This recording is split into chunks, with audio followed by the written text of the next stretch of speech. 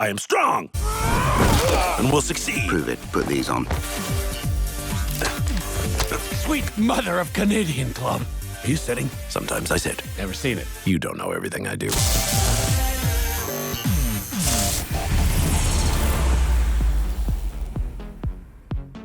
Hello and welcome to DC Daily. I'm Amy Dallin and I'm very excited because today I'm in a sandwich. Please welcome my co-host, Sam Humphries and Sam Levine. What's up, y'all? How you doing? It's sandwich time. Folks It's at home a don't know that gourmet sandwich, yes. we make the sandwich joke every time we're on the couch together and somebody ends up in that position. It never gets old. It is a treasured part of our DC Daily experience, and since I'm trying to imagine we're all still hanging out, Just like a ham and cheese in the fridge, it never, ever gets old. we're gonna surf past that food safety issue. How was your weekend? You guys binge anything good? I binged a comic. I binged The Wildstorm by Warren Ellis and John Davis Hunt. I loved reading it when it came out. I loved reading it all at once. It was great. Wow. I was a far lazier binger. I binged television. I was binging a whole bunch of episodes of Breaking Bad, which of course I've already seen many times over, but my lady hasn't, so I was watching it again with her. But I know what you were binging, Amy Dallin. You were binging the 18-part documentary series, How to Celebrate One's Own Birthday. That's right. It is Amy Downs' birthday It's today, her everybody. birthday. Happy birthday, Amy. Happy birthday! Happy birthday! Woo! It's the thank birthday you. alarm! Everybody watch this. Needs to go on Twitter right now at EnthusiAmy and wish her a very, very happy birthday. I figured everyone would be super reasonable about this. But I got the best birthday present ever of this episode of Harley Quinn that we are about to talk about. yeah. There's nowhere to go but down. In this case, that means Bane's pit, which is surprisingly not all that bad. But before we get into it all, here's a look at what's in store for you this week on DC Daily. And we have an exclusive clip from Justice League Dark Apocalypse War, so check that out.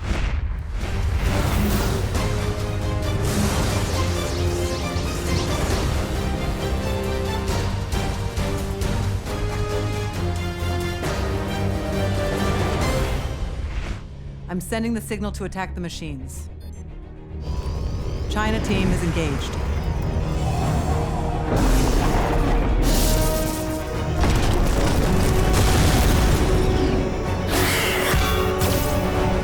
North Sea team engaged. Orchid's with them, John. Wonder where she went after she kicked me out the house.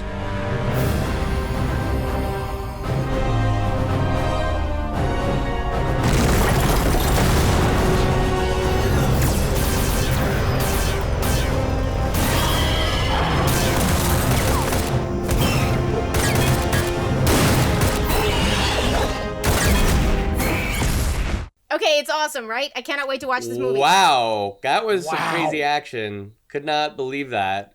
What is up with Shazam's gold leg? What's happening there? Yeah. Very intense. Yeah. You can catch the film on digital right now or on 4K Ultra HD and Blu-ray tomorrow. But also right now, we gotta get into it because this episode of Harley Quinn the Animated Series was so good and so much fun. First off, the Court of Bane is in session. What did we think of the Court of Bane? Fair? Hear ye, hear ye. I hereby approve of the Court of Bane. Look, I love Man-Bat as an attorney. I'm ready for the full-on spin-off series, Man-Bat, Attorney at Law. Yes! Where each week he takes on another case which he inevitably bungles because he can't fully speak English. And then, you see the billboards on New Gotham where it's like him in a suit and he's like, were you an accident? Dial 1-800. Look, I want my Perry Mason Man-Bat show as much as the next guy, but you approve of the way Bane was running that court? Absolutely 100% yes. Now finally Wow. we have a court that reflects the values of decency and propriety. Maybe I just like doing my lawyer voice. I don't know. I guess you're an anarchist deep down, Humphries. Welcome to my world, Levine. Oh, man. Look, I loved, you know me, I'm a Bane fanatic. I love me my Bane. I love the James Adomian Harley Quinn Bane we've been getting. But that courtroom was a sham. That I mean, that was ludicrous. to be fair, they absolutely were planning to do those murders. It's just the Two-Face of it all that's really the problem here. Sure, but our ladies didn't have adequate counsel. That's true. You know? That's true. That man bat, he got his law degree online. Who needs that? At best. No, The I won't first of stand the for it. many things I'm going to comment on that I loved about Bane in this episode is that Bane was really trying to give it his all in this courtroom scenario. He's like, I would like to sustain or overrule this objection. It's not working out for me. But really, District Attorney Two-Face, no good, no good. Yeah, Bane really wanted to be the best judge that he could be. He really wanted to play by the rules, but a courtroom is only as strong as its weakest link, and it was full of weak links. So at the conclusion of this definitely real trial, after a very, very sweet move by Ivy, who refuses to let Harley take the fall, they both take the actual fall. They are thrown into Bane's pit. So, Bane's pit, can we talk about this prison? You know, here's the thing. I have spent the night at the bottom of many pits in my life. But this pit that those gals were thrown into, by far and away the nicest pit anyone could ever hope to have a lengthy prison stay. I mean, as far as pits go, having one room in that pit, in Los Angeles, you could rent that out for $3,000 a month. So I think what And they there got wouldn't be going on walls. down there. No walls included, Walls are absolutely extra. not. And in that $3,000, you would not get all the extracurricular activities they have. But they have therapy, free therapy. You can't get that in Los Angeles. Nope. Painting classes, probably basket weaving. I bet there's a pool in there. Water polo, extracurricular. I mean, come on, the place is like a dream, and it's fully quarantined. You're making a strong case. They got Jazzercise Tuesdays, Yes. basket weaving Wednesdays, Taco Thursdays. They mix it up over there because, Bane doesn't like to do anything like everyone else. You just gotta do it your own way. Yeah, and they still have Follow Fridays there. We got to give a shout out to talent show special guest star George Lopez, incredible voice guest star, but also Ivy getting stuck having to deliver a stand-up routine, bombing with the stand-up routine, getting so down in the dumps that she ends up just talking about her life, and she pulls like a Miss Maisel, where just talking about the ups and downs of her life, and that ends up being incredibly successful and entertaining to the crowd assembled. Ivy is learning a lesson that I think most creators need to learn, which is that by telling something that's close to the bone, that's close to your own emotions in being vulnerable, you can really relate to an audience and have a successful piece of art, whether it's a comic or a stand-up act or whatever. Just by being specific, you end up being universal. Wow, you took that to such a different level, and I love that that's where you went with it. I just enjoyed the jokey jokes. No, first off, I loved George Lopez on there, and Twitter, DC Universe fans, community fans, help me out. That sure sounded to me like they took existing live performance footage of George Lopez. But I feel like that was George Lopez did not come into a booth and record new footage, audio footage for them to then, record laugh tracks to. I don't know. Now I need to know. Are you saying that they didn't take George Lopez to the bottom of an unfathomable pit to record audio there to get just the right echo and sound? You're killing my Well, suspension of disbelief. This show they're all method on this. Absolutely, yeah. Scores of people have been murdered in the course of making this animated show for us. So many. So I don't know why I would think they'd stop that now.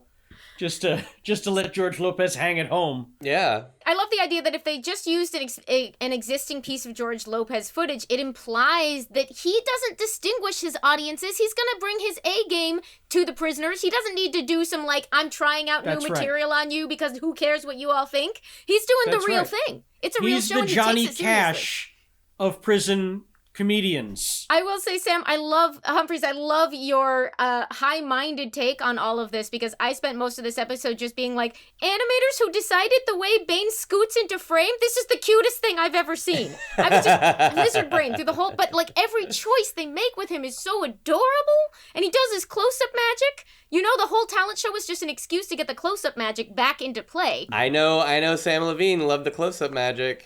I love me some close-up magic. I love me some stand-up. It's like I was looking in a mirror, Shumfries.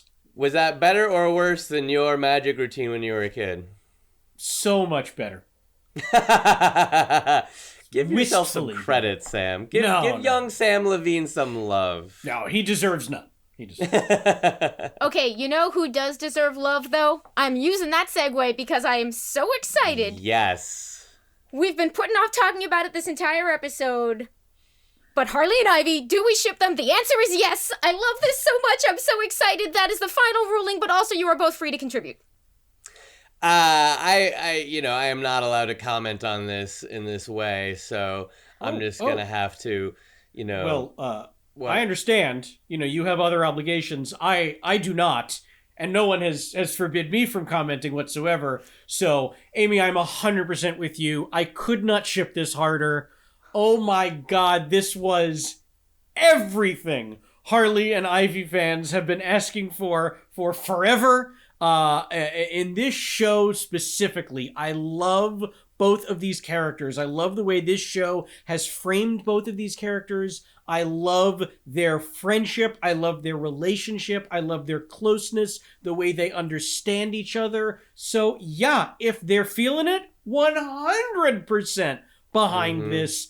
Shipping big time all the way from over here on Right Mountain. Good to see you, Amy. Look, y'all know I love to ship, so in all seriousness, I love the way that this show has handled these characters, and I love the way that they have brought Harley and Ivy together. Do I ship them? Hell yes, I ship them. I ship them to the moon and back. Absolutely. I cheered when they kissed. I can't get enough of it. I want to see more next episode. Though my only fear is that, this is a show that it's funny, but they really know how to ratchet up the dramatic tension. So I hope that next episode, it's not like a super awkward thing where we just kiss. Is that cool? Do we want, what does this mean? What of our friendship? I just want smooth sailing for these two. I just want happiness all going forward. Smooth sailing with one speed bump labeled Kite Man. They do have to right over him. situation out. Flatten him. Wait Guys, a minute. I already Sam have the Levine. solution. Thruple. Boo. With Kite Man? Absolutely not. We'll have to No. take that one under Chilling advisement. silence as No. considering. No, that was me trying to imagine Harley and Kite Man in a long-term relationship. Hey, she's come around on him. Yeah. She's come around on Kite Man. But I vaguely approve of a lot of Enough. people I don't want to be in long-term relationships with.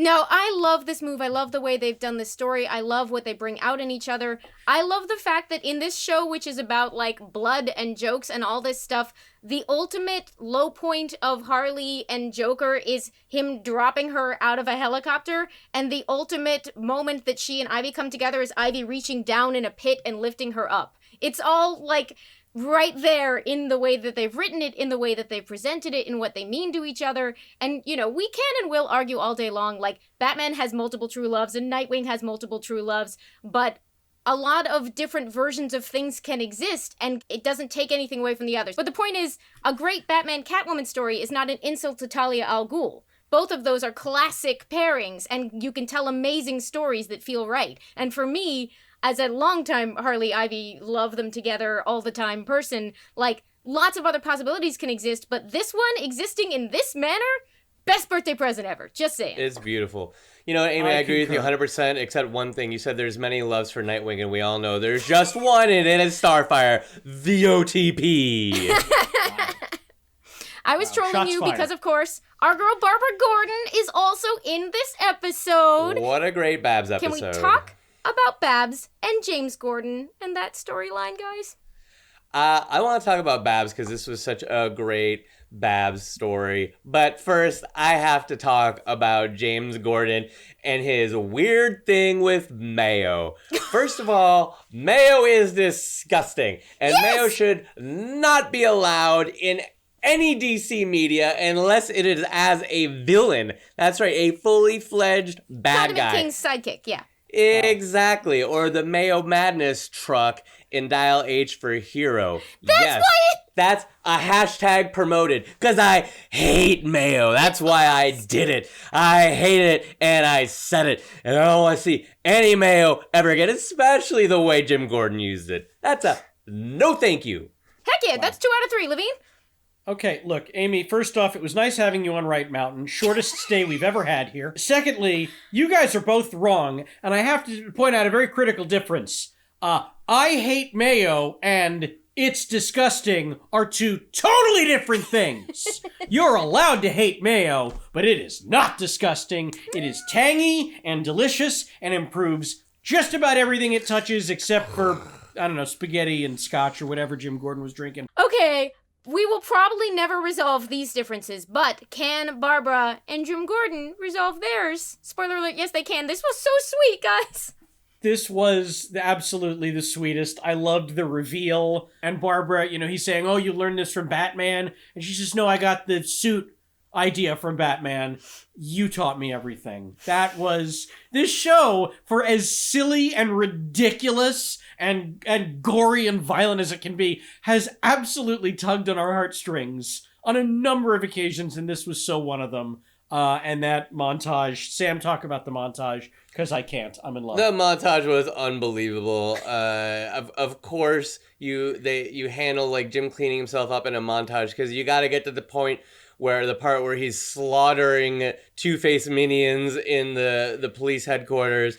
But I love how this show constantly takes lines that people have drawn around these characters, saying you can never reveal Batman's identity, you can never break up Harley and the Joker, you can never have Barbara reveal to her father that she is Batgirl. And they do these things, and they do them so well, and it puts such a lie to this idea that you can draw these lines around the characters and say there are things that you can never do. I was thrilled. I love the way it came together. I am obviously dying to know what happens next for this whole crew.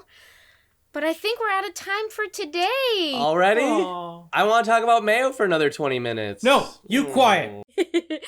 Do not miss the series premiere of Stargirl, which is today, because you need to catch it before we all see you tomorrow to recap together. It drops on your birthday, Amy. I know. Happy birthday to Amy. Happy birthday, Amy. I would like to thank you Here's your gift for from arranging DC this Universe. just for me. I got Harley Ivy. I got Stargirl. I will see you tomorrow. Thanks so much. Bye, y'all. Bye.